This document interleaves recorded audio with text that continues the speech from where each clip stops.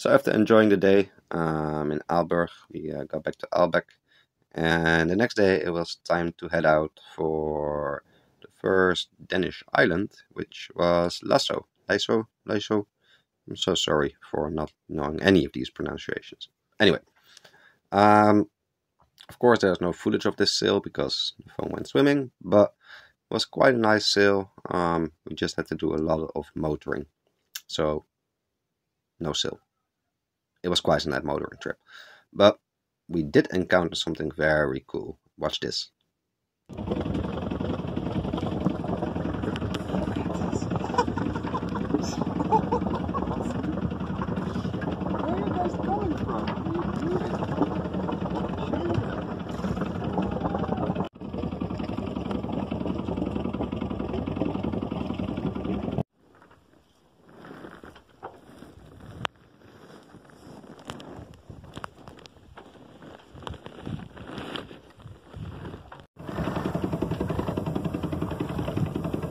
Can't make this up.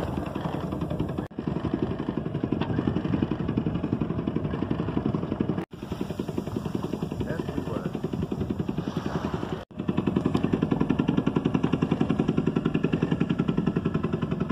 Guys, don't you think it's a little bit crowded?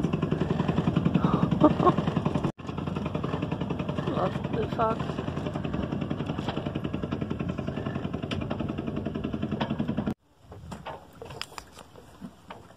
What the fuck? So this was like a really cool encounter in my personal opinion. I've never seen so many jellyfish. Like never ever in my whole life.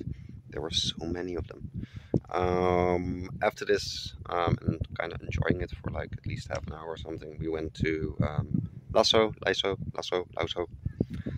Anyway, the Danish island we were going to, and we docked the boat there, kind of thinking we were going out the next day, but the next day ending up being a lot of wind, like BFT 6 to 7, and there was like a thunderstorm literally the moment when we were supposed to be docking in the next harbor.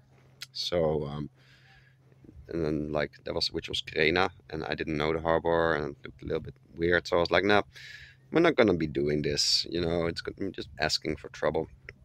There was one boat though who had a different plan in the morning, and they did want to go out. And to kind of explain to you what happened here, I made up like a small setup here. I cut my finger in the process, so I hope you enjoy it. I also spilled my coffee in the process over my like couch, so I really hope I do like a good job explaining what actually happened here, because it's a little bit difficult, especially if you're not sailing and like I'm just like kind of pointing and saying like, yeah, boats went there, lines were gone, whatever. So I hope this kind of explains the situation a bit better. So this is my interesting and elaborate setup. But first of all, so this is how they do it in Denmark. You see there's this line here, right? So very sorry for my horrible sailing vessel here, but there's a line tied up here, and that's just on the dock. So this is like a side view, and the line goes, normally it goes straight down in the water, and when you come in you pick up the line on the starboard side and on the port side, because there's like two lines on either side, or like one line on either side, and you tie your back up there, and then you can pull the boat backwards. So if you pull this line here, the boat will go back, and then on the front there's just like your own lines which go to the front, and there you also tighten that one. So this line here is for tightening you up in the back, and this one is for tightening you up on the front. It's your own line. Here is just like an anchor or something in the seabed, and that way you don't have those poles like standing up here, which you would normally tie up to. So that's the explanation about how to dock your boat in some harbors there. Let's look at this here now. So this here is the pencils are the dock side. Over here we have 4 boats. This is me. I'm the smallest boat. This was also the angle of the dock, so I'm in like kind of weird position where I'm kind of in between boats, like sandwiched. But yeah, it was fine. All these boats also have, of course, don't touch it, guys. All these boats also have, of course, lines, but I was too lazy to cut more rope. So this is it for now. And this arrow over here, it's kind of where the wind was blowing from. And you have to imagine this was like a good, I don't know, BFT5 or something, BFT4 in the harbor. So out there on like Kattegat, it was like at least a 6 or something. These lines are the lines I was just explaining. They go to the seabed here, and we tie them up on the back. Not really tied up on the back anymore with me there. Yeah, that's better. Tied up on the back, and this is my own line for the point of the boat going in front, and same for this one. So the boat in question here is this one. It was right next to me, older couple. So what happened? In the morning, they woke me up like 7 something, 7:30. I was like a little bit hangover because we were drinking in the pub last night with some locals. It was really nice. I got some good advice on where to go and stuff. And then they woke me up and they were like, well, your line which you used to tie up on your back is like maneuvered in a way. It's like twisted or something around our line, which we have to untie. I was like, okay, that's fine, no worries. I'll just untie it for you and you can get going on your way. So this is where things started to get a little bit interesting, because normally when people want to go out, like, they totally know what they're doing, or they should. But this couple did some interesting things which made me believe, I don't know what they were thinking, but let's just go through it step by step. And this is like the only way I can really explain myself. So here we go. I removed this line from underneath there, so we're all good there.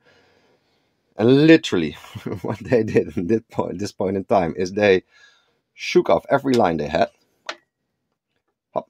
So they just removed all their lines in one go, like really fast. And then they started to go in reverse. But as you can see, there's wind blowing here. So this is what's happening now. And they crashed into my back here. So the boat wouldn't turn this way at all. The point was just going in front of here, in front of here, in front of here. And it was just getting really messed up. So I started running on my boat, pushing their boat away and stuff. And then they started going back, and they actually got themselves entangled in my line and the line behind there. So my line was kind of fine. Like this is like underneath their boat now. So we should be doing it like this. My line was fine. It missed because there was no, like, I could not see any like more tension on there. So their keel missed my line, which is good. But their keel then started to hit the other boat here. So what he did there, I just ran from my boat on the other boat. And remember, this is like 7 in the morning or whatever, so people were not awake yet. And I started to slacken this line a bit, which made this boat go forward a little bit.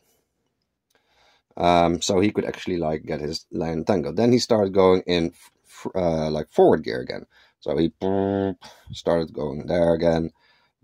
And now we're back at where we started, kind of. But the wind's still pushing him. So he's still going that way. This direction, this direction, this direction. By this point in time, this boat has woken up. Boat here has woken up. Because there's like a lot of boats here. It's just like there's a line of boats. And this is like the corner. So he has woken up. People around us are starting to wake up. And what's happening next is he realizes this is not going well. So he starts asking me to like tie up again some lines. So I run off my boat again. I actually just start retying the lines he did. He untied. So we tie a line there. I tied it somewhere on the front there. And then I jumped on the other boat over here. And we tied a new line in the back here. So now we could pull the boat this way. So I was pulling on the line here. His wife, I think, was pulling on the front just to like get the boat again. So now we are like kind of in the same spot where we started, if you had used the right techniques to get going. Anyway, so the man on this boat woke up, of course, because I was standing on his boat and stuff. Now, what happens next? These people start going in reverse again, and now they do it like in kind of the right way. They start to slacken their lines, because this is the wind direction blowing this way. So as long as you keep these lines fairly tight, you can just maneuver backwards without your boat going there, because these lines are there to prevent it. So he starts going back. They untie their lines, they undo them, and they are finally out the slip. So I don't know what happened at this point, but for some reason, this boat started ending up going this direction over here. So it was just blown by the wind. Maybe it was their keel or something. It was like a long keel, so they couldn't maneuver well. But it took them forever, and they hit it like boats here. They hit it boats in the back because they tried to like position and maneuver and stuff, but it didn't work. Because they had to turn all the way through the winds to get their nose that way and get out of there. But they literally passed like 5 or 6 boats this way, and they almost hit a lot of them, or they did hit them, and people woke up to like keep them off their boats and stuff. It was just one big shenanigan. But the takeaway from all of this is you should never just untie your lines. Never, ever, ever. Always just think about it. Like, the wind's blowing this direction, right? Just take like some lines, and you can untie like a lot of lines normally, actually. So if you had this one here, for example, you can untie one side, that's for sure, because the wind's blowing you that direction. You can just untie this one and it will still be fine. You know, the point of the boat will not go that way. So that's good. You can tie a new line to that boat just to like slacken yourself a little bit. There's like a lot of things to do here, but the way they did it was not the way, and it ended up being, yeah, just a very, very miserable way to like leave the harbor or the marina, however you want to call it. Because everyone was woken up, everyone was like looking at them like, what's going on? And they had a big ship, you know, it was like 10, 11 meters or something. So when this thing starts going, it's like a lot of mass actually going, and you cannot really do anything, and people start to get scared because of their boats. And so yeah, this is a fun story about what happened in Lasso. I hope I kind of explained this well, because I think this is like a good way to do explaining sometimes. You can actually see what's happening. Cool. So after this, we decided to just stay in port today because there was too much wind, and there especially were going to be thunderstorms hitting the moment we were supposed to be hitting land again. So we're like, nah, we'll leave it for this. Leave it there. So the next day, the wind was a little bit less strong than the day before, so we're gonna go again. We were gonna sail towards Grena.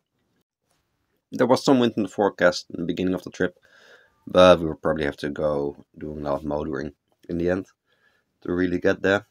So I was like, oh no, it's probably gonna be boring again. It's gonna be motoring, getting in at night, which is fine. I like sailing at night. The motoring I don't like.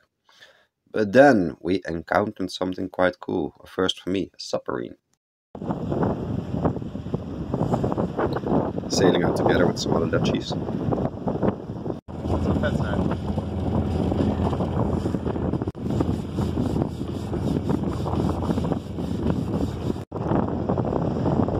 Yeah, no doubt, it's a submarine.